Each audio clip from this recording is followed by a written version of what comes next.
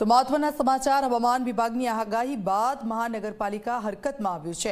ચોમાસામાં પાણી ન ભરાય તેની આગોતરી કામગીરી શરૂ કરી મહાનગરપાલિકાએ રિવરફ્રન્ટના પાણીનું લેવલ ઘટાડ્યું છે। શહેરમાં ભરાતા પાણીનો નિકાલ કરવા લેવલ ઘટાડ્યું। લેવલ ઘટાડતા રિવરફ્રન્ટના તળિયે કચરો દેખાયો। મહાનગરપાલિકાએ નદીની સફાઈ કરવાની પણ કામગીરી શરૂ કરી।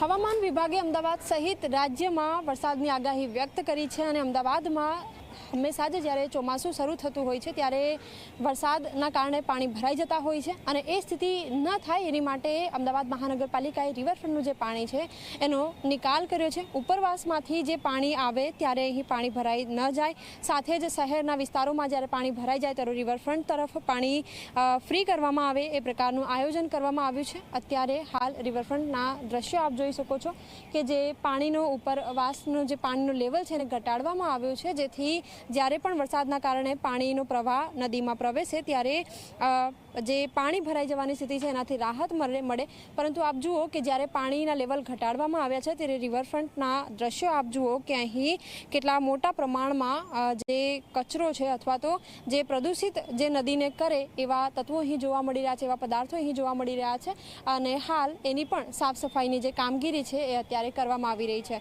મહત્વની વાત છે કે આગામી 2 દિવસ સુધી હજી પણ રાજ્યમાં વરસાદની આગાહી વ્યક્ત કરવામાં આવી છે અને શહેરના જુદા જુદા વિસ્તારોમાં ભારે વરસાદથી લઈને હળવા વરસાદની આગાહી વ્યક્ત કરવામાં આવી છે। કેમેરામેન તુષાર શાહ સાથે સપના શર્મા, ઝી 24 કલાક, અમદાવાદ।